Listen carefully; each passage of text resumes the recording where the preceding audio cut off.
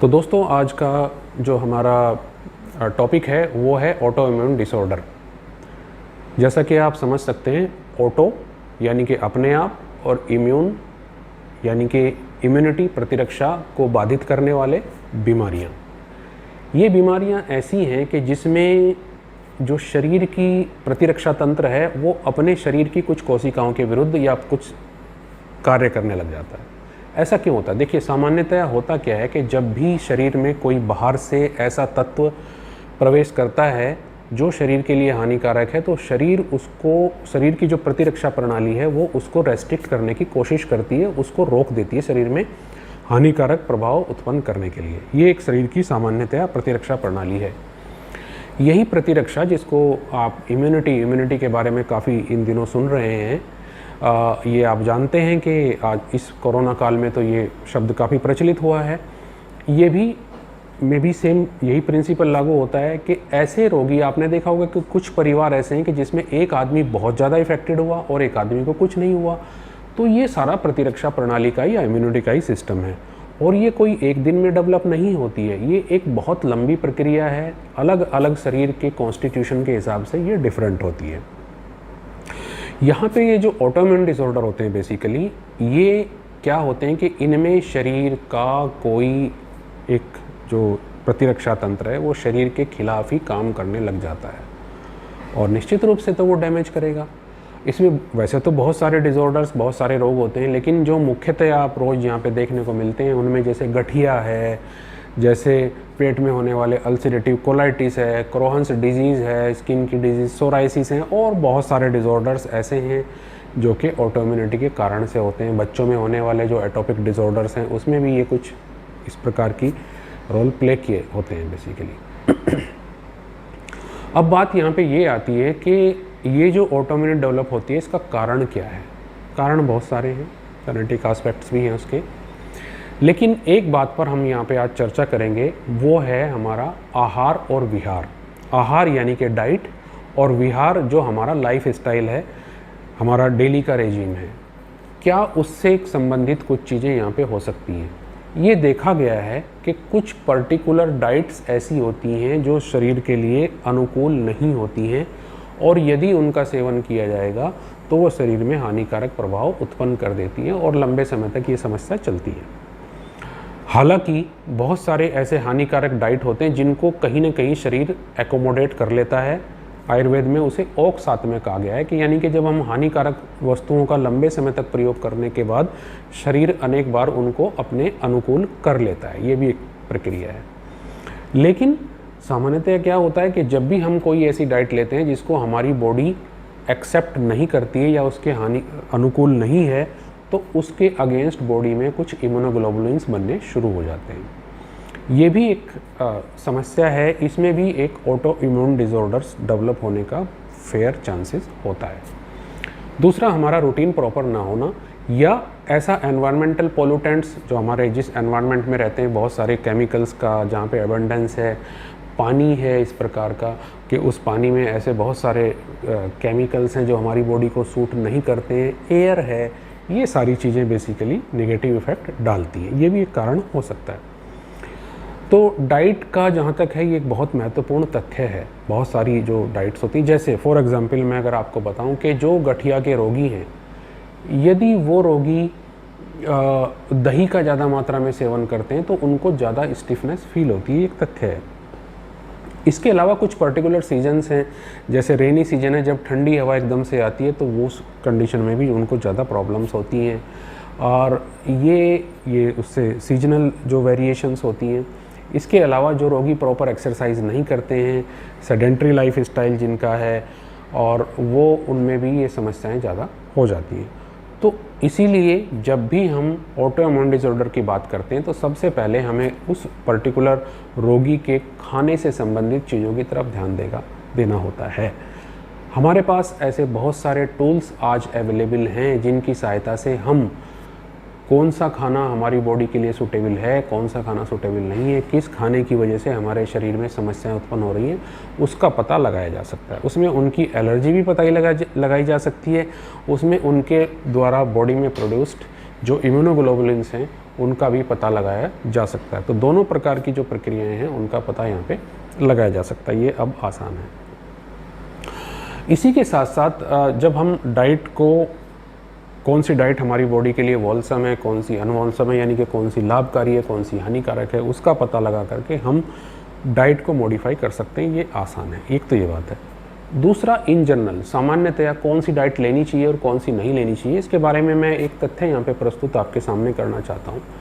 इसमें क्या है कि आयुर्वेद में ये वर्णित है कि जो ऋषि मुनि होते थे वो जंगलों में रहते थे, और जंगलों में जब वो रहते थे तो वो वहाँ पे रॉ जो फूड है उसको खाते थे, जैसे फल हैं और डिफरेंट टाइप के कंद हैं, वो सब खाया करते थे।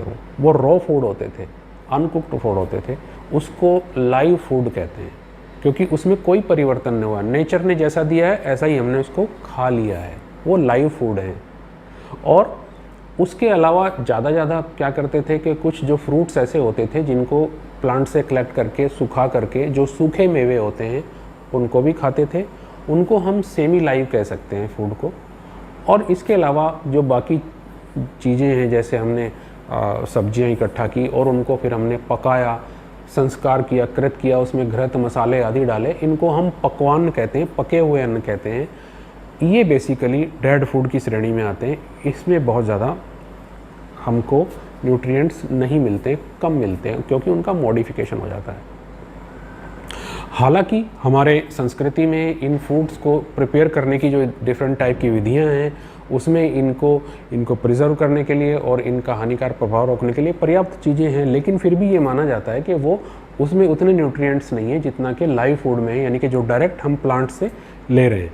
तो इसलिए मेरा ये मानना है कि हमको फल और जो सलाद हैं उनका भरपूर मात्रा में उपयोग करना चाहिए, उनके हानिकारक प्रभाव शरीर पे कम से कम होते हैं। और जो पके हुए खाना है उसको कम मात्रा में रखना चाहिए। जहाँ तक दूध और दूध से बने हुए पदार्थ हैं, सामान्यतया दूध को अमृत माना जाता है, जीवन माना जाता है। तो क्योंकि आपने देखा होगा कि बच्चे 6 महीने तक तो दूध पे ही जो है वो संपूर्ण आहार है, लेकिन यदि किसी व्यक्ति को दूध साथ में नहीं है, उसके शरीर के लिए अनुकूल नहीं हो रहा है, उससे उसको प्रॉब्लम्स क्रिएट हो रही हैं, तो वहाँ पे हमको बंद करना पड़ेगा। पर्टिकुलरली दूध से बने हुए जो पदार्थ हैं जिसमें दही मुख्यतः है, उसका प्रयोग कम किया जाना चाहिए। इसके अलावा एक चीज़ और बहुत महत्वपूर्ण आती है, वो है शुगर। जो शुगर हम भरपूर मात्रा में प्रयोग करते हैं, जैसे चाय है, दूध में है, मिठाइयाँ हैं डिफरेंट टाइप की जिस शुगर से बनी हुई वो, और इसके अलावा जो कोल्ड ड्रिंक्स हैं, ये सब व्यर्थ हैं, इनका प्रयोग ज़्यादा नहीं किया जाना चाहिए। शुगर का यदि हमको बॉडी में लेना है तो वो फ्रुक्टोज़ के रूप में, यानी कि फल में जो फ्रुक्टोज़ है उसको ले, वो कभी शुगर नहीं बढ़ाता है, वो शुगर को नियंत्रित करता है, अच्छा होता है शरीर के लिए, क्योंकि वहाँ पे हमको न्यूट्रिएंट्स भी मिलते हैं। इसी के अलावा खाने के साथ साथ यदि हम इन सब चीज़ों को मॉडिफाई कर लें, ये इन जनरल हैं, सभी के लिए उपयुक्त है। और जो लोग मांसाहार की वकालत करते हैं कि मांसाहार से हमारे शरीर में इतनी प्रोटीन आती है, मैं इस बारे में थोड़ा सा उनसे प्रभावित नहीं बात करता। मेरा ये मानना है कि आप जानते हैं कि जो सबसे ताकतवर जानवर है वो घोड़ा है, और घोड़ा मांस नहीं खाता है। उससे आप समझ लीजिए हाथी है, सबसे बड़ा जानवर है, वो मांस नहीं खाता है। जो पावर मानी जाती है, जो मस्कुलर पावर मानी जाती है, वो हॉर्स पावर मानी जाती है, घोड़े से संबंधित होती है बेसिकली। इसलिए ये कहना व्यर्थ है कि जो लोग शाकाहारी हैं वो कम ताकतवर होते हैं, ऐसा नहीं है। आप देख लीजिए हरियाणा में जितने भी जो पहलवान हैं वो अधिकतम शाकाहारी हैं, वो कोई भी मांसाहारी नहीं है। और जो मांसाहारी करने वाले बहुत सारे लोग आपको ऐसे मिल जाएंगे कि उनको अंदर बहुत अधिक ताकत होगी, ऐसा नहीं माना जाता है। तो ये अपने अपने अलग अलग तथ्य हैं सबके। शाकाहारी भोजन अपने आप में पर्याप्त है शरीर में। और ये भी एक बात सामने आती है कि जो लोग रेड मीट खाते हैं या मीट का सेवन ज़्यादा करते हैं, उनमें जो आंत के कैंसर हैं वो ज़्यादा होते हैं बनिस्पत इसके कि जो शाकाहारी होते हैं उसमें आंत के कैंसर कम होते हैं। ये एक तथ्य है, फैक्ट है। हमारे देश भारत में जो इंटेस्टाइनल जो मैलिग्नेंसीज थी वो पहले से बहुत कम होती थी, अब बढ़े हैं क्योंकि लोग मांसाहार की ओर बढ़ गए हैं। तो ये फैक्टर है। इसी के साथ साथ जो हमारा रेजिम है, जो विहार है, उसमें भरपूर मात्रा में जो एक्सरसाइज है उसका प्रयोग करना चाहिए, डेली रूटीन वहाँ पे बनाना चाहिए। और साथ ही साथ यदि हम योग और प्राणायाम को भी इसमें सम्मिलित कर लेते हैं तो बहुत बड़ी एक समस्या हमारी हल हो जाती है। तो इसीलिए आहार और विहार का पर्याप्त मात्रा में यदि हम एक बैलेंस बना करके रखें तो इन ऑटो इम्यून डिसऑर्डर को कम किया जा सकता है। अभी हमने ये ऑब्ज़र्व किया है कि हमारे समाज में पर्टिकुलरली जब भारत की हम बात करते हैं तो इन ऑटो इम्यून डिसऑर्डर की जो संख्या है वो बढ़ी है। जिस प्रकार से शुगर और ब्लड प्रेशर की मामले बहुत तेज़ी से बढ़े हैं और हम एक डायबिटीज़ कैपिटल बनते जा रहे हैं वर्ल्ड की, ठीक उसी तरीके से हमारे यहाँ पे ऑटो इम्यून डिसऑर्डर भी अब बढ़ रहे हैं, जो पहले बहुत कम होते थे। आज बहुत सारे लोग हमको ऑटो इम्यून डिसऑर्डर से ग्रसित होते मिलते हैं, क्योंकि कहीं ना कहीं हमारे फूड हैबिट्स और कहीं ना कहीं हमारे जो है वो ये जो डेली रूटीन है वो डिस्टर्ब हुआ है। अब इसी के साथ साथ एक बात मैं यहाँ पे और ऐड कर देना चाहता हूँ, वह है साल्ट इनटेक।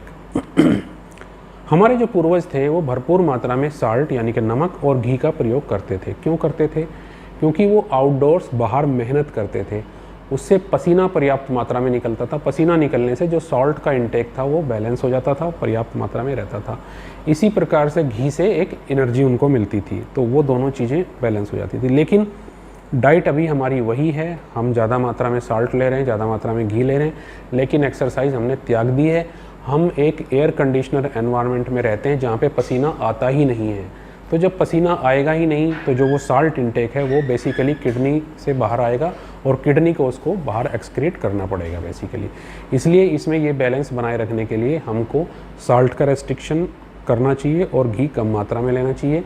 इससे फैट मेटाबॉलिज्म नॉर्मल रहेगा और जो फैटी लीवर है बेसिकली फैटी लीवर के इंसिडेंस कम होंगे। अभी आपने देखा होगा कि जब भी अल्ट्रासाउंड कराने लोग जाते हैं तो मैक्सिमम को ग्रेड 1 फैटी लीवर तो मिलता ही है और ग्रेड 2 और ग्रेड 3 फैटी लीवर के रोगी भी आ रहे हैं। ये सब डिस्टर्ब्ड फैट मेटाबॉलिज्म का नतीजा है। तो इसलिए आहार और विहार ये दो चीज़ें ऐसी हैं कि यदि हम इन पर ध्यान देंगे तो हम बहुत सारी डिजीज़ से बचे रह सकते हैं। अभी हमारा ये कर्तव्य है कि शुगर के जो रोगी हैं और ब्लड प्रेशर के जो रोगी हैं उनमें डाइट को स्ट्रिक्टली हमको फॉलो करना पड़ेगा, तभी हम इनसे बच सकते हैं। तो आज के लिए इतना ही। धन्यवाद। Thank you very much.